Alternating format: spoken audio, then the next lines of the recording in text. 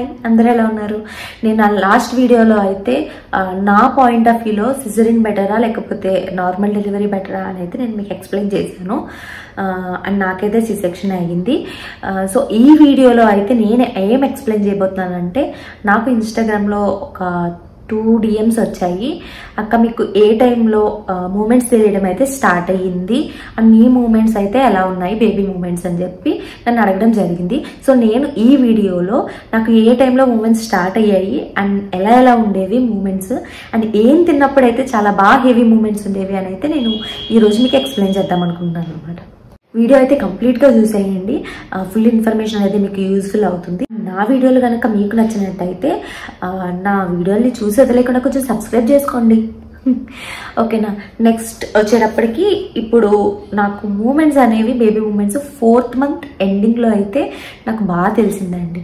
Doctor అయితే అప్పుడే ఎలా తెలుస్తుంది జాహ్నవి, నీకు 5th మంత్ 2nd వీక్ దాకా అయితే నీకు అసలు తెలీదు, నీకు అప్పుడే ఎలా తెలుస్తుందని చెప్పి జోక్ చేశారు. కానీ నాకు 4th మంత్ ఎండింగ్లో మూమెంట్స్ తెలిసేది.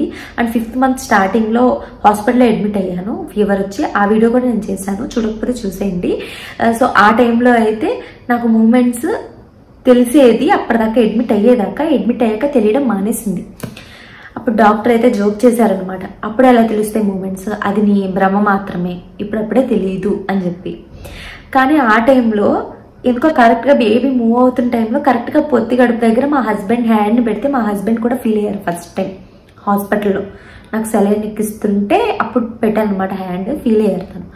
అప్పుడు మా హస్బెండ్ అన్నారు, లేదు డాక్టర్ తనకి తెలుస్తుంది అని చెప్పి.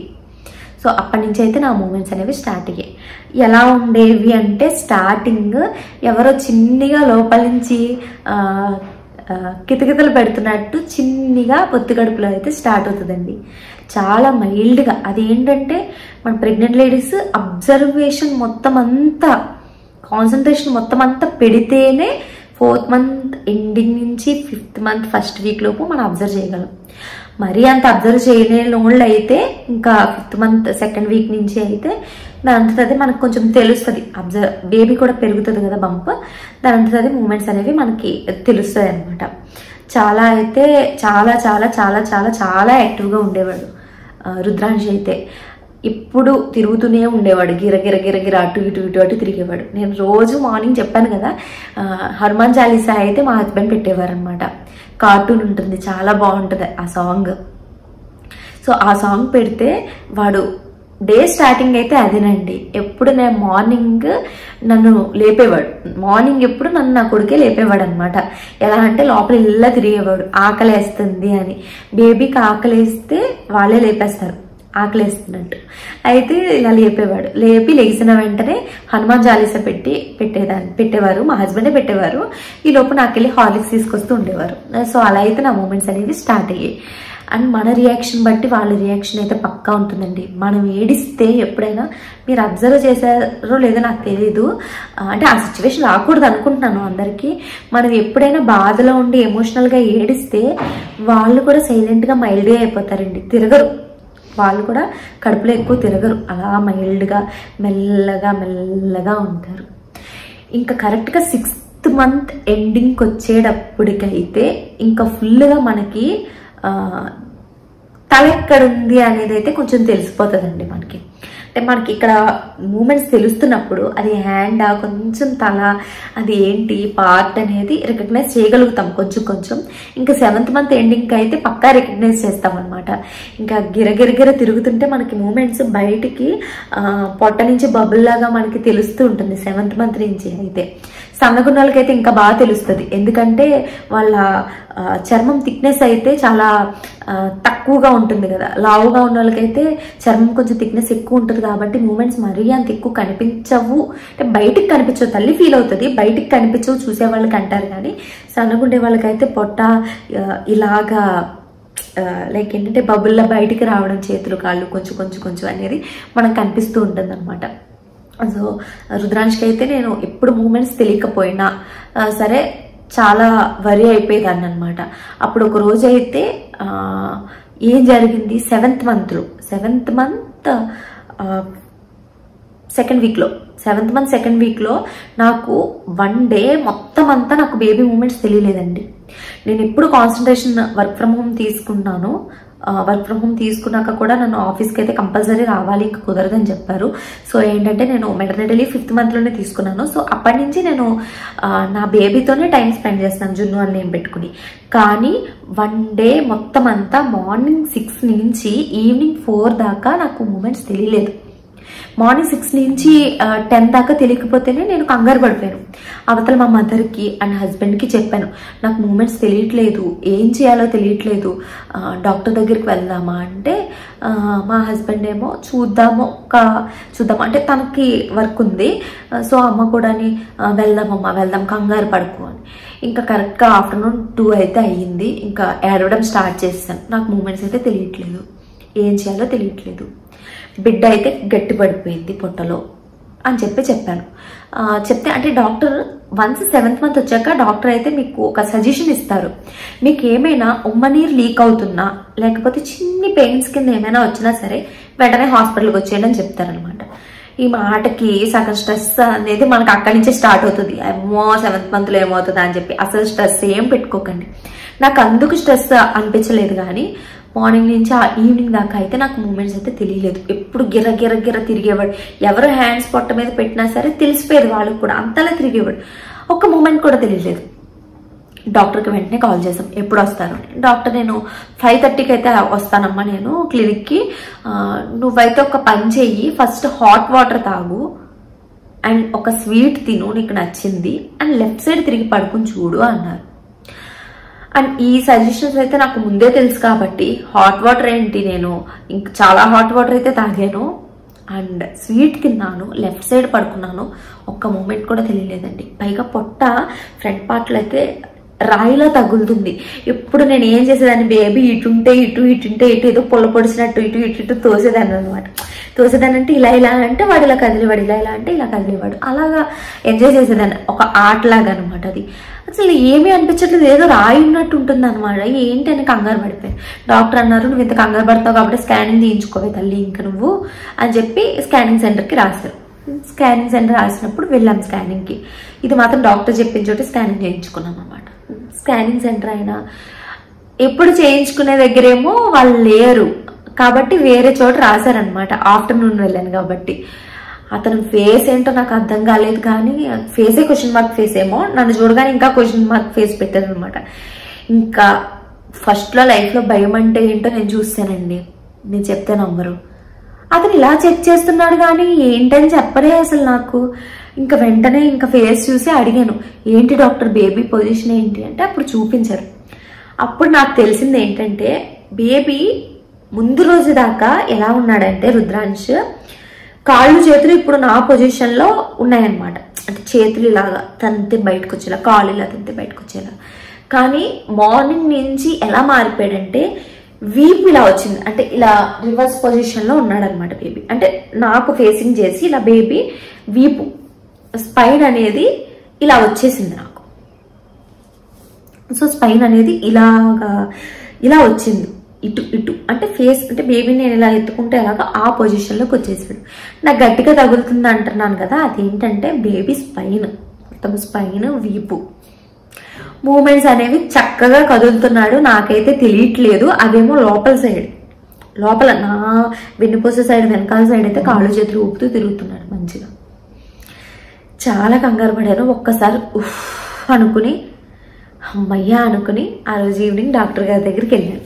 డాక్టర్ గారు అయితే, అమ్మ తల్లి నువ్వు కంగారు పడ్డమే కాక నన్ను కంగారు పెట్టావే తల్లి, అసలు భయపడకు, ఇలాంటప్పుడు ఒక్కొక్కసారి బేబీ అనేది ఇటు అటు తిరుగుతూ ఉంటుంది కదా, ఎందుకంత కంగారు పడుతున్నావు అంటే లేదు ఫస్ట్ బేబీ కదా కంగారు ఉంటుంది కదా అంటే డాక్టర్ నవ్వుకుని సరే అయితే జాగ్రత్త, స్ట్రెస్ అయితే తీసుకోకు అని చెప్పి మళ్ళీ జాగ్రత్తలు చెప్పి పంపించారు.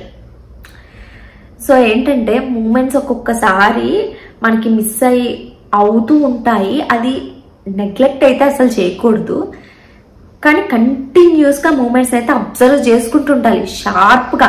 ఇప్పుడు మా మదర్ మీరు చెప్తే నమ్మరు, కంటిన్యూస్గా 9 monthsలో 4th month నుంచి వచ్చింది మా అమ్మ. డైలీ 5th month ఎండింగ్ నుంచి daily everyday nearly 10 to 12 times అమ్మ జున్ను కదులుతున్నాడా, జాగు జున్ను కదులుతున్నాడమ్మా, జున్ను కదులుతుందా, బేబీ కదులుతుందా, లేకపోతే బుజ్జమ్మ కదులుతుందా లోపల, బుడ్డి కదులుతుందా లోపల అని చెప్పి అడుగుతూనే ఉండేది. అంటే నేను ఎక్కడ రీకాల్ చేసుకోకుండా ఎక్కడ మర్చిపోతానా అని చెప్పి భయంతో లాస్ట్ టైం ఎప్పుడు కదిలింది బేబీ అని చెప్పి నేను చెప్తే మా మమ్మీ గుర్తుపెట్టుకునేవారు అనమాట. సో ఇది చాలా ఇంపార్టెంట్. మూమెంట్స్ అనేవి ఎప్పుడు క్యాలిక్యులేట్ చేసుకోవాలి, బేబీ యాక్టివ్గా ఉందా లేదా అని క్యాలిక్యులేట్ చేసుకోవాలి. 9th మంత్ దాకా కూడా క్యాలిక్యులేట్ చేసుకోవాలి. మనకి 9th మంత్లో కూడా డాక్టర్స్ ఏం చెప్తారంటే మూమెంట్స్ ఎప్పుడు తక్కువగా అనిపించినా ఆర్ బేబీ మరీ ఎక్కువ హెవీ కదిలిపోయినా సరే రమ్మంటారు. సో అప్పుడు కూడా కొంచెం బేబీ అగ్రెసివ్గా కొంచెం మారుతుంటుంది. నాకు 8th మంత్లో అలా అయ్యింది. అది నేను నెక్స్ట్ వీడియోస్లో అయితే ఎక్స్ప్లెయిన్ చేస్తాను. సో ఇలాంటి సిచ్యువేషన్లో సరే బేబీ హార్ట్ రేట్ ఎక్కువ వచ్చే ఛాన్సెస్ ఉన్నాయి కాబట్టి సో అలాంటి స్టేజ్లో కూడా డాక్టర్ విజిట్ చేయమంటారు.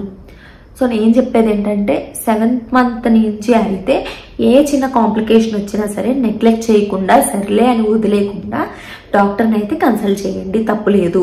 అండ్ డాక్టర్ని ఎప్పుడు ఎలా చూస్ చేసుకోవాలి అంటే నా ఒపీనియన్ ఏంటంటే డాక్టర్ని ఎప్పుడు మనం ఎలా చూస్ చేసుకోవాలి అంటే నా ఒపీనియన్లో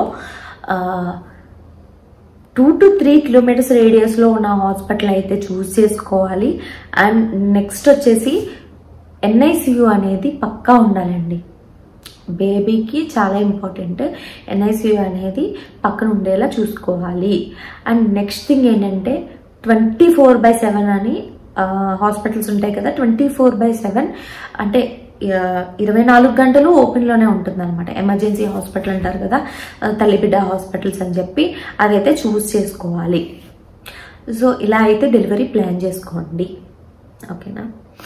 అండ్ చాలామంది ఒపీనియన్ ఏంటంటే పేరెంట్స్ అనుకుంటారు వాళ్ళు వీళ్ళు మాటలు విని కొంచెం ఎలా అనుకుంటారంటే ఇప్పుడు ఈ జనరేషన్లో ఇప్పుడు నేనైతే ఏముంది నా ఫ్రెండ్స్ ఇంకా చాలామంది నా రిలేటివ్స్ జనరేషన్ అయితే మారుతుంది. జనరేషన్ మారి హస్బెండ్ దగ్గరే ఉండాలనుకుంటున్నారు. హస్బెండ్ దగ్గరే ఉండి హస్బెండ్తో అన్ని మూమెంట్స్ని షేర్ చేసుకుని డెలివరీ కూడా హస్బెండ్ దగ్గరే చేయించుకుందామని అనుకుంటున్నారు. అండ్ హస్బెండ్స్ కూడా తన వైఫ్ తన దగ్గరే ఉండి తన్ని చూసుకుని బేబీ ఎలా డెలివరీ అవుతుందని చెప్పి దగ్గరుండి తనే ఉండాలి అని చెప్పి వాళ్ళు కూడా మారుతూ ఉన్నారు. జెంట్స్ కూడా మారుతున్నారు. సో చాలా హ్యాపీ అనిపించింది. నా వీడియోకి ఒక అమ్మాయి కామెంట్ చేసింది, చాలా హ్యాపీ అనిపించింది అనమాట. నా హస్బెండ్ అక్క నన్ను చాలా బాగా చూసుకుంటున్నారు, ఇలాగ సర్వికల్ స్టిచ్ వేసినా సరే నన్ను పుట్టింటికి కూడా పంపించట్లేదు, కాలు కింద పెట్టకుండా అయితే అన్నీ నాకు చేస్తున్నారని చెప్పి. మా హస్బెండ్ కూడా నాకు అలాగే హెల్ప్ చేశారు 8th మంత్ వరకు. సో ఏంటంటే పేరెంట్స్ కూడా అందరి మాటలు పట్టించుకుని లేదు లేదు వచ్చేయాలి నా దగ్గర డెలివరీ చేయించుకోవాలి అనే సిచ్యువేషన్ కూడా ఇప్పుడు లేదండి. ఏ పేరెంట్స్ అయినా సరే అందరూ అర్థం చేసుకుంటున్నారు. అవతల అత్తయ్య వాళ్ళు అయితే ఏముంది, అవతల అమ్మ వాళ్ళు అయితే ఏముంది, ఏదైనా అర్థం చేసుకుంటున్నారు.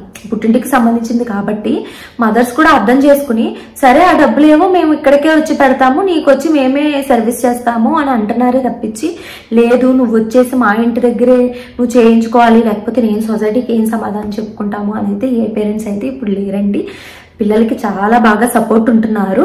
అండ్ ఏంటంటే ఇప్పుడు ఈ కొన్ని ఫెసిలిటీస్ ఉంటున్నాయి కదా, అది కొంచెం విలేజెస్లో కన్నా సరే మనకి సిటీస్లో అయితే చాలా బాగుంటున్నాయి కాబట్టి పేరెంట్స్ ఇబ్బంది పెట్టట్లేదు. సో ఏంటంటే పాతకాలం పద్ధతులు ఎవరైనా పాటిస్తూ ఉంటే అంటే పిల్లలు ఎవరైనా సరే వైఫ్ అండ్ హస్బెండ్ డెసిషన్ తీసుకుని ఇద్దరు డెలివరీ ఒకచోట చేయించుకుందామని ఫిక్స్ అయినప్పుడు పాతకాలం పద్ధతులు పెట్టుకుని లేదు నువ్వు అబ్బాయి దగ్గర డెలివరీ చేయించుకోవడం ఏంటి. యాక్చువల్లీ నేను ఇవి విన్నాను, నేను నా ఫ్రెండ్స్ దగ్గర కూడా విన్నాను. అబ్బాయి దగ్గర డెలివరీ చేయించుకోవడం ఏంటి, ముగ్గురు దగ్గర పడి తినడం ఏంటి అన్నట్టు అన్నమని చెప్పి నేను కూడా విన్నాను అనమాట. సో ఏంటంటే పెళ్లి చేసేది ఎందుకండి, వైఫ్ అండ్ హస్బెండ్లు కలిసి ఉండడానికి కదా. లైక్ ఏంటంటే ఇప్పుడు ఇద్దరే ఎర్నింగ్ చేసుకుంటున్నారు, ఇద్దరు మనీ ఇద్దరివే, ఫస్ట్ ఇద్దరు మనీ ఇద్దరివే. సో ఏంటంటే అదేదో ముగ్గుడి మీద పడి తినేయడము కాదు, ఏమీ కాదు. అండ్ పేరెంట్స్ కూడా ఏం దద్దమ్మలు కాదు, డెలివరీ ఖర్చులన్నీ వాళ్ళే పెట్టుకుంటారు. ఎందుకంటే ఎప్పుడు పుట్టింటి వాళ్ళైతే వాళ్ళ డిగ్నిటీ వాళ్ళైతే మెయింటైన్ చేస్తూ ఉంటారనమాట. సో బయట మాటలు ఇవేంటంటే ఇంట్లో అత్తయ్య అమ్మలకి వీళ్ళకి ఉండదు అనమాట నొప్పి, మొత్తం బయట వాళ్ళందరికీ అయితే ఉంటుంది అనుకునే వాళ్ళు అనుకుంటారు. సో మన వరకు వీళ్ళు అర్థం చేసుకున్నారు లేదా అని చెప్పి విని అక్కడ దాకా వదిలేయడమే, అసలు పట్టించుకునే అవసరం లేదు. పైగా హైలైట్ ఏంటంటే మీకు సజెషన్ ఇచ్చిన ఆంటీ వాళ్ళు వాళ్ళ కూతుర్లు కొడుకులు ఉన్నారనుకోండి, కొడుకు కోడల్ని తెచ్చుకున్నప్పుడు అమ్మ నా కొడుకు ఎంత మంచోడో కోడల్ని పక్కన పెట్టుకుని డెలివరీ చేయించుకున్నాను అంటారు ఆవిడ. లేకపోతే కూతురు ఉంటే బాబాయ్ నా అల్లుడు దేవుడు కూతురుని ఎంత బాగా చూసుకుంటున్నాడో అంటారు. సో చెప్పలేము కదా. వాళ్ళ పిల్లల దాకా వచ్చేటప్పటికి మీ మాటలు అయితే ఎవడు విండు. సో మీ పిల్లల దాకా కూడా వచ్చేటప్పటికి ఎవరి మాటలు కూడా మీరు కూడా పట్టించుకోకండి. ఇది నా సజెషన్ అనమాట. సో ఎవరి లైఫ్ వాళ్ళు బతకండి మంచిగా. ఎవరి సజెషన్స్ అయితే లైఫ్లో ఇంక్లూడ్ అవ్వనివ్వకండి. అప్పుడే మీ లైఫ్ హ్యాపీగా ఉంటుంది. ఓకేనా? సో ఇదండి ఇవాళ వీడియో. నా ఎక్స్పీరియన్స్ వరకు అయితే నేను చెప్పాను. మీ ఎక్స్పీరియన్స్ ఎలా ఉంటుందో అని చెప్పి నాకు కామెంట్ సెక్షన్లో కామెంట్ చేయండి.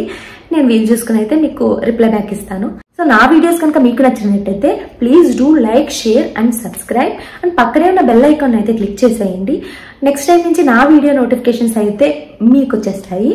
సబ్స్క్రైబ్ చేసుకోవడం మాత్రం మర్చిపోకండి. Bye bye.